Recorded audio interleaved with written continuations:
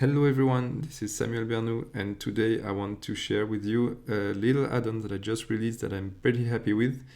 It's for Grease Pencil and it's called Box Deform, and we're gonna see what it does. I made a post in Right-Click Select community website to explain how cool it will be to have a cage deform active tool for the Grease Pencil. Because we already have the scale cage active tool, which is hidden under the scale active tool when you maintain the press, but you can't free transform or do a perspective transform quickly with it. So we can be inspired by how 2D software works. Here are a few examples with the Krita transform, but we already have actually things for this in 2D and 3D for both meshes and Grease Pencil with the lattices. But it's not really ideal because placing the lattice and binding the lattice with the modifier, etc., it's a pretty long process. So while we are waiting for a supercharged scale cage with tweakable deformer points, made an add-on that do all this for you so you can use it with the lattices. I'll put a link to the article in the description. So let's see how it works. Once the add-on is activated, you just have to press Ctrl+T to launch the deformation. It works only on object mode, draw mode, and edit mode on Grease Pencil objects. Okay, let's start with the basics. Pressing Ctrl+T pops up the lattice, and you can see all the points are selected, so you can do the basic transform right away. Then you can just drag a point. The preferences are changed during the modal, so you can just let go of the point when you are releasing. The confirm on release is activated and the tweak active tool is switched on. You can change that in the preference if you want to keep the box select or any other active tool you may have in Lattice Edit.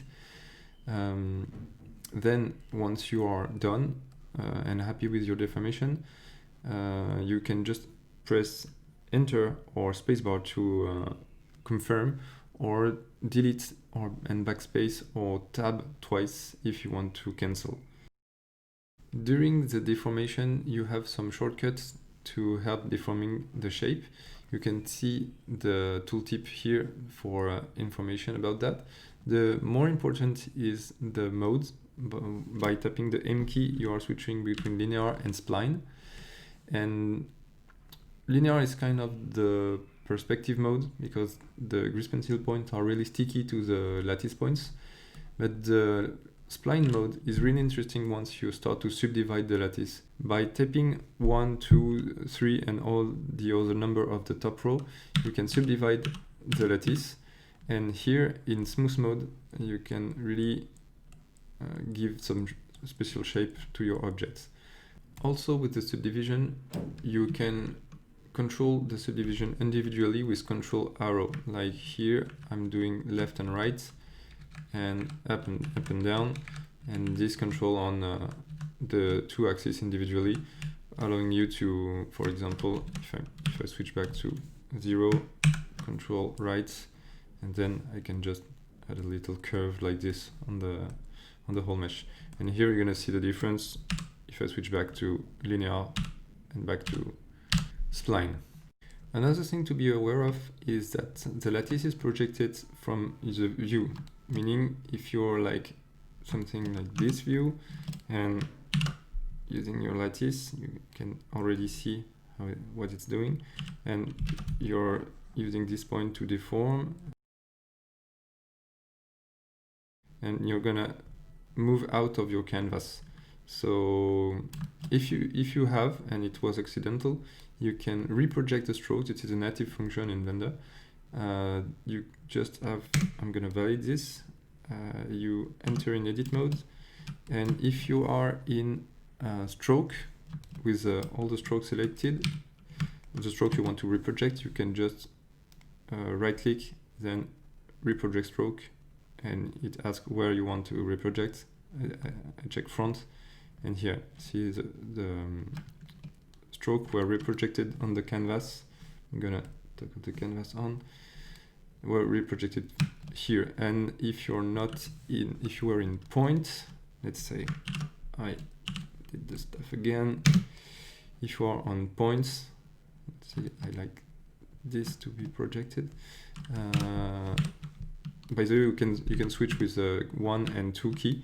It's really handy because sometimes you want select some points and you want a whole stroke and you press L, but L is on the other side of the keyboard, and just pressing 2, little tips here, select all the line. That's really cool to just switch between 1 and 2 keys with this. So if you're in points, going back to the main point, cleanups, it's in Grease Pencil, cleanups, reproject stroke, and front. Yeah. Sometimes doing Ctrl+T in objects mode not gonna do what you want, because for example here there are strokes on layers that is hidden. So here the edit mode comes handy. Actually the edit mode might be the most useful, I think. Here you can just select the points you're interested in and Ctrl+T, and then you have it. And finally, in paints mode, it targets the last stroke you've made.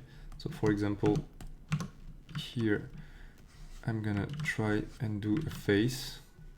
Yeah, this one can do it, but Ctrl+T, and then I'm tweaking the face to avoid Ctrl+Z and redraw every time.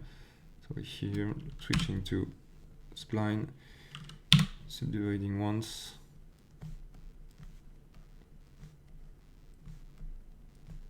With better control how I want this. There is one limitation in this 0.2 version that you need to know, is that if you Ctrl+Z after having done your applying your stuff, you're gonna go back in Lattice because it's registering in the undo stack, and so except the modal is not launched anymore, so you just have to Ctrl+T again to make it back.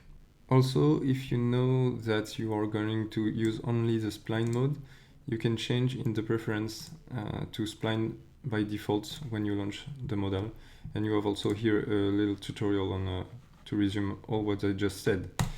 And that was all the details about this little tool. I hope it's gonna help you make awesome drawing in Grease Pencil. And if you want to support me, there is a link in the description, as well as a link to the download of the add-on and a link on how to install add-on. See you for another one.